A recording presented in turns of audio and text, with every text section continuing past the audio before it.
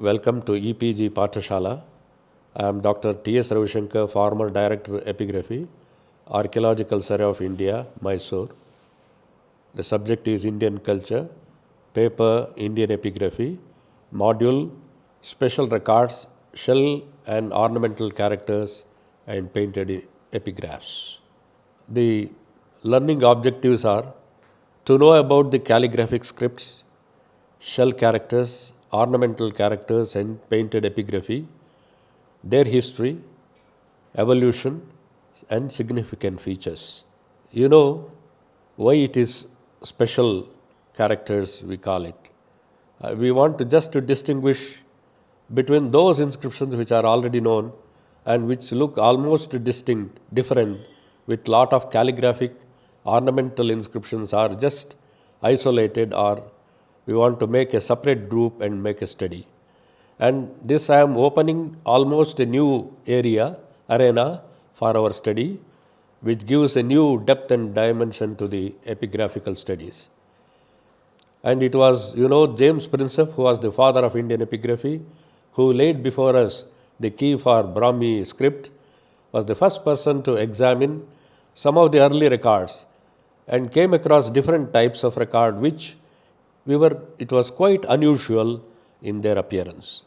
So he for the first time called it shell characters, and it is also known as Shankulipi, based on the shell, the nature of this one he called it shell characters. Period beginning from 6th century to 8th century witnessed a spurt of special calligraphic scripts.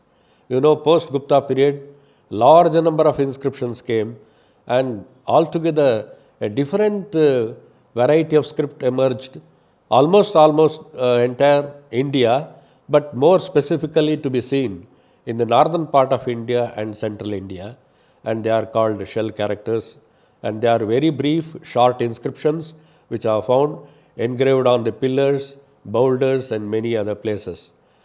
In all probability, they may be in the name of a person, and unfortunately, they are very, very short inscription having limited characters, having wonderful ornamental elements. Besides the shell inscription, we have lithic and copper plate inscriptions which are also having high ornamental nature, and one such which falls in the nature is the Siddhamatrika or Kutila script. As you know, earlier scholars, they were concerned about the content of the inscription rather going into the aesthetic or ornamental aspects of though it carried a very brief description in the introduction but didn't make a detailed study. Now this opens up a new area to look into those Sanskrit inscriptions or the inscriptions which are in other scripts which have elements of calligraphy in their inscriptions. Calligraphy writing forms, it's not only in Sanskrit, it also in Dravidian inscription. When you look into the inscriptions from Tamil Nadu, Salonguppan has a beautiful inscription in Siddhamatrika characters, and we have even early inscription, though Nagari inscriptions are their early Nagari, they have elements of Siddhamatrika in them. Such even in South, little later, when you proceed to the Hoysala period, there are beautiful calligraphic Kannada inscriptions, especially the beginning line and end have a lot of calligraphy elements in it. And we are going to the early period, we have many early Brahmi inscriptions engraved with considerable care and skill. And here I would like to draw your attention, even the Rumindi pillar inscription, highly polished, beautiful stone inscription, have some aesthetic elements in it. The engraver took utmost care, not like other rock edicts, but he polished it, and each individual letter he gave utmost attention with equal space and alignment. He engraved so beautifully.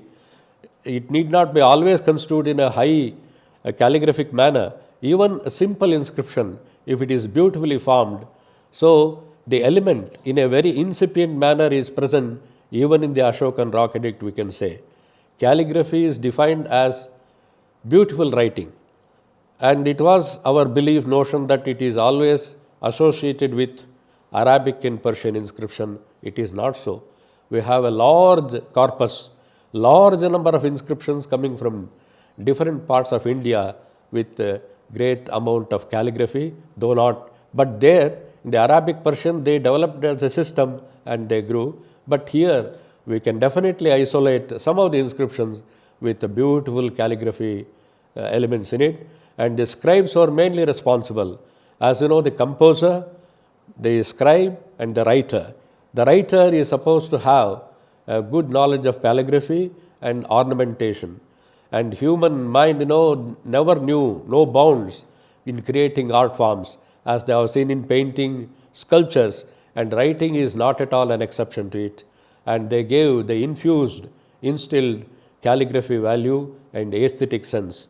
And large number of inscriptions have that, and it is amply proved, testified in the inscriptions which we are going to see. Early ornamental are primarily characterized by various form. First is, they try to elongate the vertical strokes and making it with gentle curve, and that gave an element, an angle of beauty and aesthetic. And similarly, the elaboration of diacritical marks. Earlier it was simple, but later when they tried to elongate it, elaborate it, it gave almost a flourishes with ornamental nature, which we will see in some of the inscription which we are going to see again. Another different set of copper plate, inscription what we have is box-headed and nail-headed characters. This is quite unique in the sense, though the contemporaries of the Guptas, the Vakatakas, and the subsequent rulers, they adopted this and popularized this box-headed characters. Even in an incipient manner, we find the Aaron inscription of Kumar Gupta. Gupta itself has both the elements in that inscription with the nail head and box headed, but subsequently Vakatkas developed it as its own style, and it is really unique, and they developed it as a separate style, and it can definitely fall within the nature of calligraphy form of writing.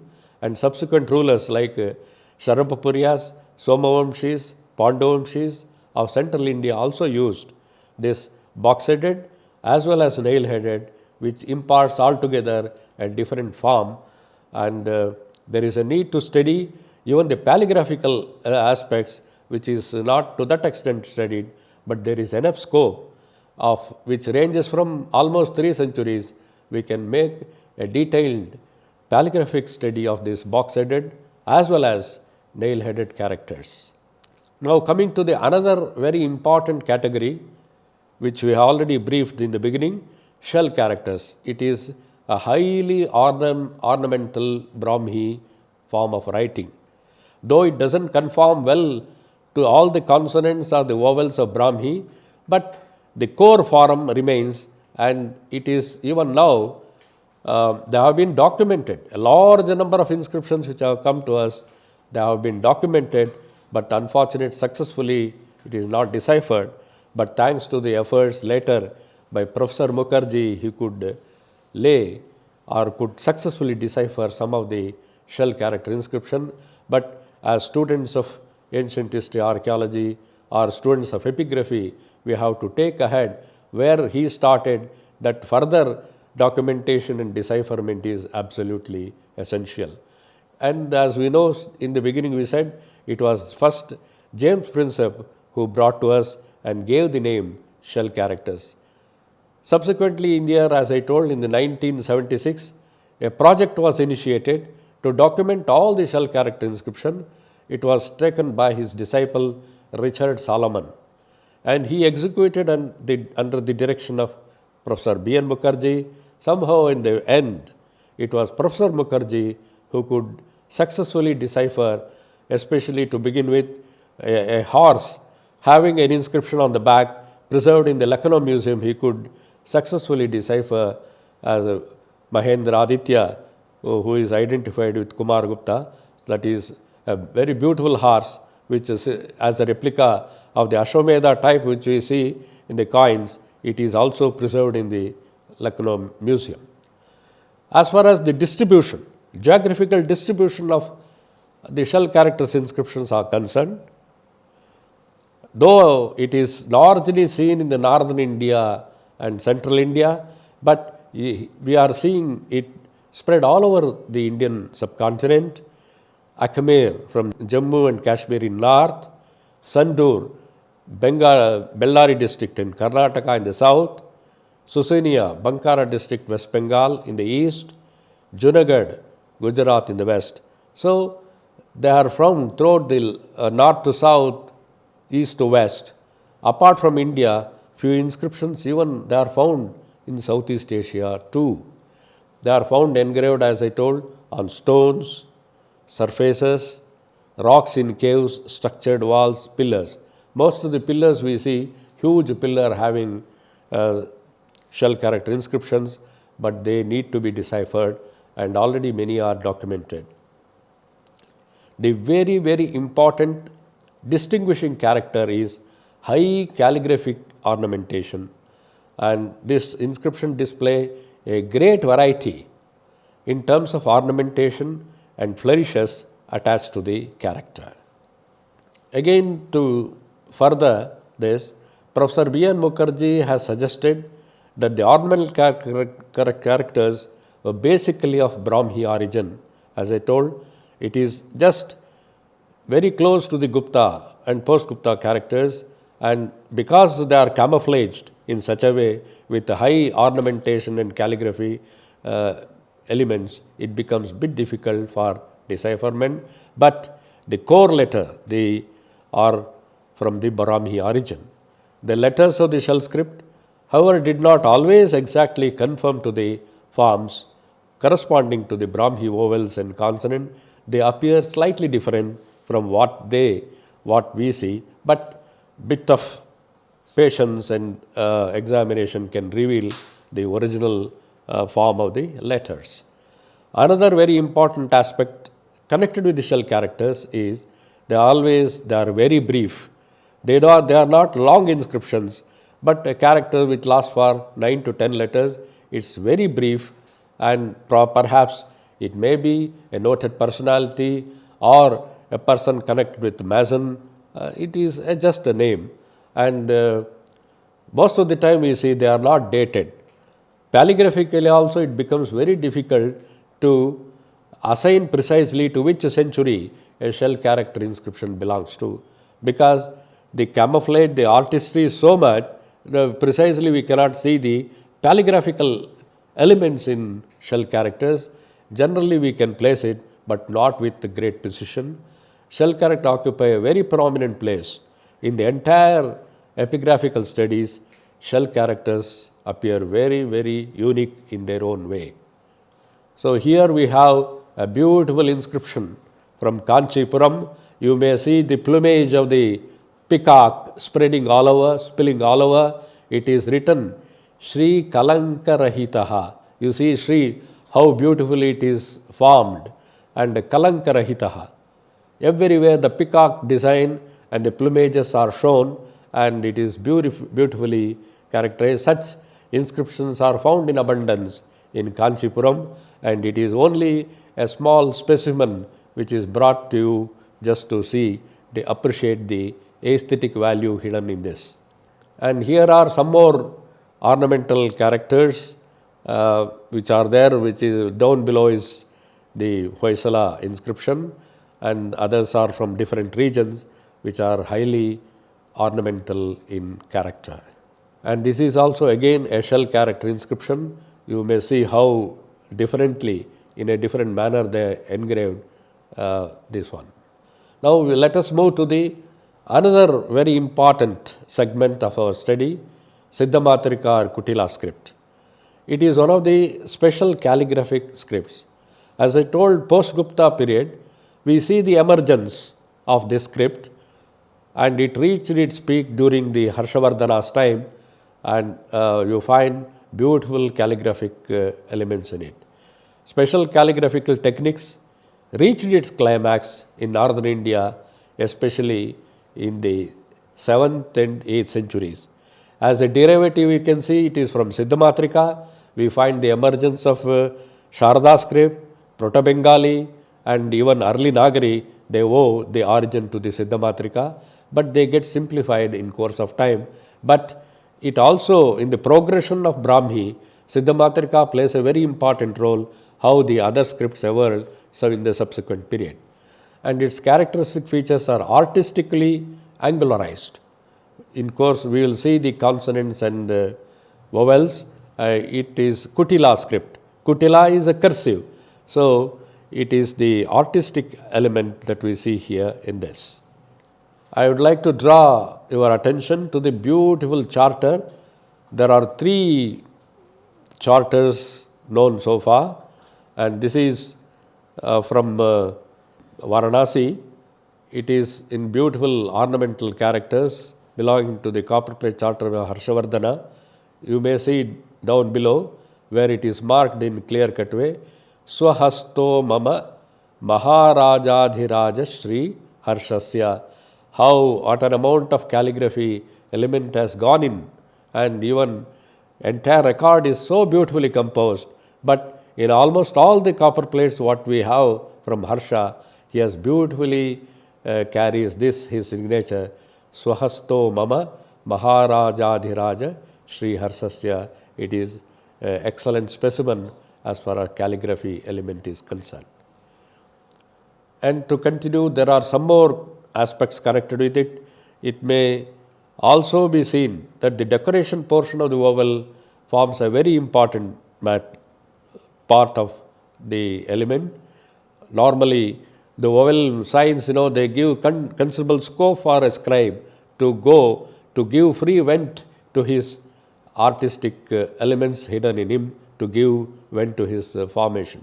And it is elaborated into floral and animal motifs which I have seen earlier. And the golden age of calligraphic writing in South occurred between 10th and 12th century. As I referred to the Hoysala records, their letters the inscriptions are as beautiful as their monuments. They took utmost care to inscription in Kannada characters also beautifully, but normally you see the beginning of the inscription and the end of the letters, they took utmost liberty to give their artistic view to the inscription. In executing ornamental character inscription, the scribes or lipikaras played a very important role. The lipikara is very important because unless he is a person of artistic nature, he cannot create himself. So, a lipikara must be necessarily a person with high artistic caliber so that he could create such very important records. And as you know, a Mahidara, a poet, a person, he compares the letters of an inscription engraved by him, like the stars in the sky, how it beautifully looks when you see the stars. So clarity, so much of distinction. He wrote the record, he himself compares the inscription composed by him, written by him, to the stars that are seen in the sky. And some more inscriptions are shown here. This is an eye copy of inscription of Siddhamatrika characters of 6th and 7th century. They are beautifully formed, and you may see the vowel signs, how beautifully they are formed, and the other aspects connected with the ornamentation. And this is a seal from Asirgad, and this also falls under the category of Kutila, Siddhamatrika characters, and you see how beautifully it is engraved. Chatussamudrantik Karanta, like that the text goes. It is beautiful. Even the conjuncts are formed in such a artistic manner, and it is a seal, and with the limited space he could create such a wonderful writing. Again, this Banaras inscription of Pantha, this is beautiful. Again, you see the various ways the diacritical marks are tried to form, like giving a feather shape and different angles. So this itself, if we try to categorize them, see them, we can develop a beautiful chart for the Siddhamatrika characters. Another inscription from Diogad, this is also equally beautiful, and they all fall within the time range of 6th to 8th century. So that was a period of 2 centuries. We have innumerable inscriptions from different parts of northern India where calligraphic elements are shown to the highest extent. Now let us see how our Siddhamatrika Kutila script is formed. It is just a progression what we see from the Gupta alphabet. The vowel A is seen and the angularity is reflected everywhere. Yes, just see the right side limb, how it is angularly formed, and the lower curve is taken below a curve is given. Another form of A, and the tiled variety what we call the third form you see, a extension you see that gives the again this one. As far as lengthening is concerned, you see the vowel A hook type is attached to the vertical stroke that gives the vowel sign A. And then now let us see the E. Two dots above with a cursive mark below, that is vowel E, which perhaps continued even in 12th century, even later period also.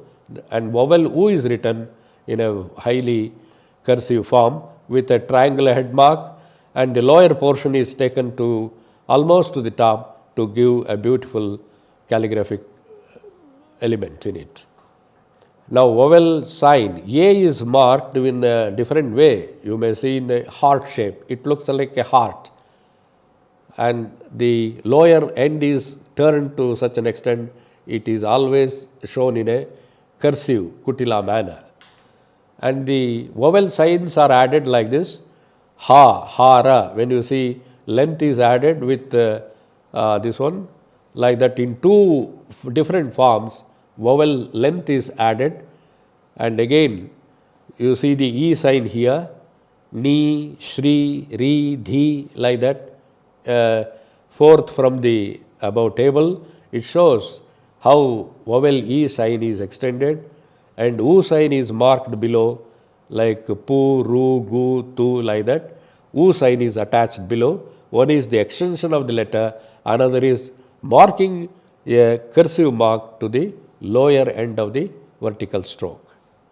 Again, lengthening Gu you see here, U sign, again another stroke is attached to give the U sign, that is Gu, Bhu, U sign is attached, again another stroke is attached to the side, it gives a Bhu, Pu, Puja. When we say, Pu, one stroke is lengthened, another stroke is attached to the left side of the below stroke, so that gives the U sign.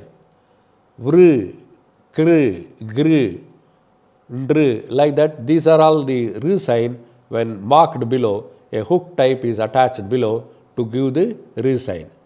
Now coming to the A sign, medial A, you see above a stroke is attached above, He, Ne, De, Me, Te, like that. A sign is attached just, and it is detached from the main vowel sign, consonant, to give the A sign.